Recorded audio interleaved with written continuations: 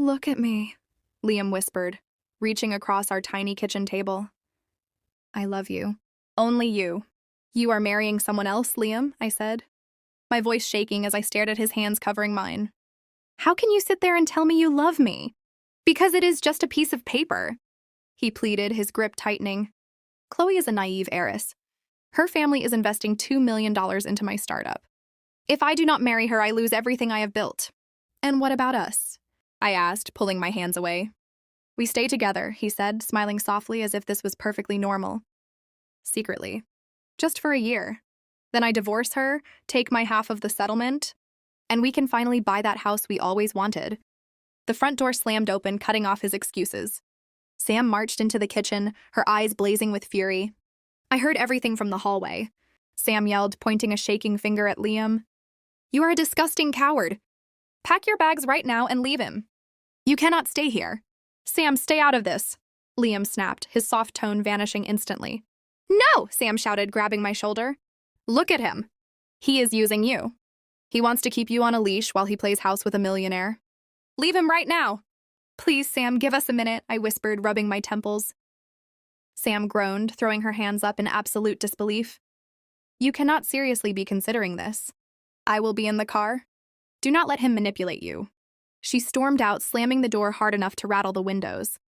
Before Liam could speak again, my phone buzzed loudly on the table. It was Lara, Liam's sister. I slowly answered it, putting it on speaker so he could hear. Hey, Lara said, her tone dripping with fake sympathy. Liam told me his brilliant plan. You need to just wait it out, okay? Wait it out? I repeated, my voice hollow and tired. Do not be selfish, Lara sighed loudly. He loves you deeply. This is just business. Do not ruin his future just because you are feeling a little insecure. Insecure? I asked, looking directly at Liam. He nodded quickly, silently mouthing the word please. Yes, insecure, Lara continued. Just support him. A good girlfriend would understand the sacrifice he is making for your future together. Lara hung up before I could reply. I stared at the black screen of my phone. The crushing sadness in my chest suddenly vanished. Inside, my love completely died, replaced by a cold, burning need for justice.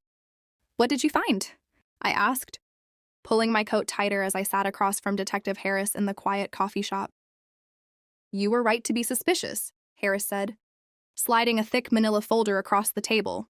Liam and Chloe signed an ironclad marriage contract. If he cheats, he gets absolutely nothing. But that is not the worst part. Tell me, I demanded, opening the folder. Look at the bank statements. Harris pointed to a highlighted line. He is quietly siphoning money from your joint savings account. He used your life savings to book a luxury honeymoon to Greece for him and Chloe. Disgust washed over me, pushing me to my absolute limit. My money? He is taking her on a honeymoon with my money? Yes, Harris nodded grimly. He thinks you will not notice until after they leave. Thank you, Harris, I said, sliding an envelope of cash across the table. This is exactly what I needed. I walked out of the coffee shop with my hands shaking from pure anger. For weeks, I had lived a painful double life. I acted sweet and supportive, cooking him dinner and listening to him complain about wedding planning. Now the charade was ending. I pulled out my phone and dialed a number I had avoided for 3 years. Hello? A sharp, elegant voice answered. Mom, it is me, I said, taking a deep breath. Darling! Evelyn gasped. Marcus, get in here. Your sister is finally calling us. I need your help, I said quickly, cutting off her excitement. You both were right about Liam. He is a fraud. And he is marrying someone else for money while trying to keep me on the side. I knew it. My brother Marcus growled, his deep voice taking over the line. I will ruin him. I will buy his miserable little startup and fire him today. No, I replied firmly. I want to do this my way. Do you know a family named the Vances? Chloe Vance? The Vances? Marcus scoffed. They are practically begging our corporation for a massive supply contract. They are drowning in debt. Why? Liam is marrying Chloe to save his startup, I explained. He thinks we are just poor farmers from the Midwest. I want to host a massive, elite gala at the family estate this weekend. I want to invite the Vances. And I want to invite Liam. A trap, Evelyn said, her voice dripping with proud approval. You want him to walk right into our home completely unaware. Exactly, I said. Can you set it up? Consider it done, Marcus promised. We will roll out the red carpet for this fool. When I got back to the apartment, Liam was sitting on the couch, typing frantically on his laptop. "Hey, babe," Liam smiled, not looking up. "Where did you go?" "Just running errands," I smiled sweetly. "Hey, my family is having a simple, casual dinner this weekend. I would really love it if you came with me." Liam sighed, rubbing his neck. "This weekend?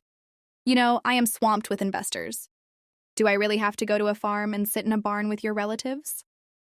"It would mean a lot to me," I said, keeping my tone perfectly innocent. "Just a quick dinner, please?" "Fine," Liam groaned. "But we are leaving early. I have important business meetings." "Thank you," I beamed, walking into the kitchen to hide my sinister grin.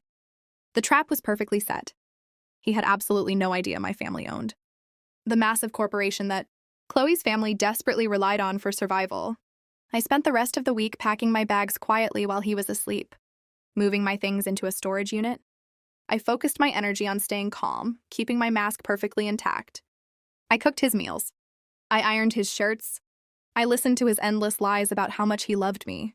I knew all I had to do was wait for him to walk blindly right into the fire he built. "Are you sure this is the right address?" Liam asked, staring out the window of the cab as we pulled up to the massive, sparkling iron gates. "I am sure," I said, stepping out of the car. Liam's jaw completely dropped as he looked up at my family's sprawling estate. Valets were parking luxury sports cars, and guests in designer gowns walked up the marble steps. "You said your family lived on a farm," Liam whispered, his eyes wide with panic. "Who are these people?" "Oh, I never said we were farmers." I smiled, grabbing his arm and pulling him inside. "You just assumed." We walked into the grand hall, the crystal chandeliers glowing brightly above us. Marcus walked down the sweeping staircase, adjusting his expensive tie. "Welcome," Marcus said, his intimidating gaze locking onto Liam. "I am Marcus, her older brother." "Brother?" Liam choked out, shaking Marcus's hand nervously.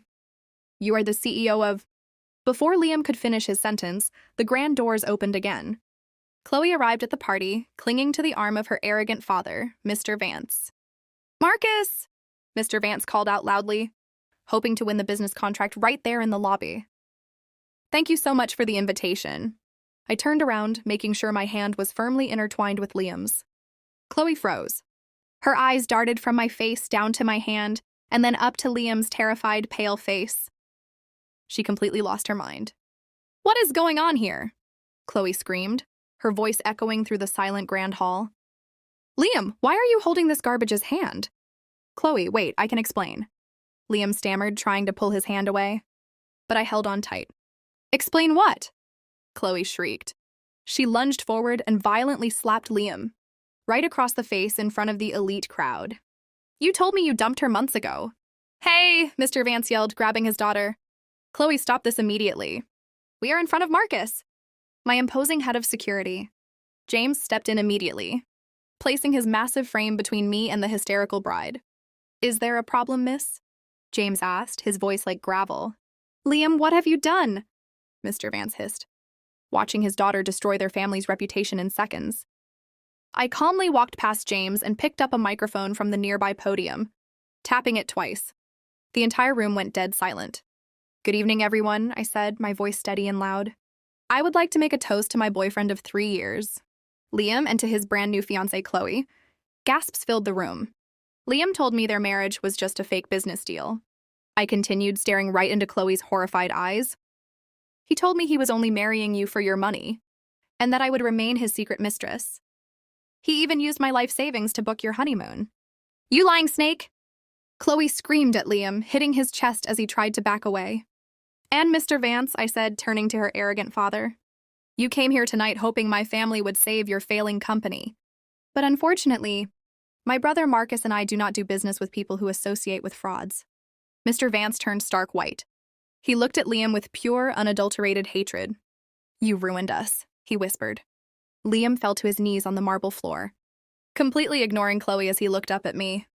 His smooth-talking nature was destroyed by the harsh reality of his choices. "Please," Liam begged, tears streaming down his face. "I am sorry.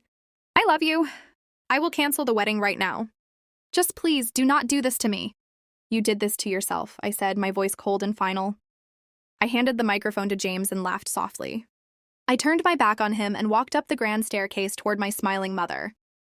I finally chose my own worth, leaving Liam and Chloe screaming at each other on the floor, surrounded by the broken, pathetic pieces of their own greed.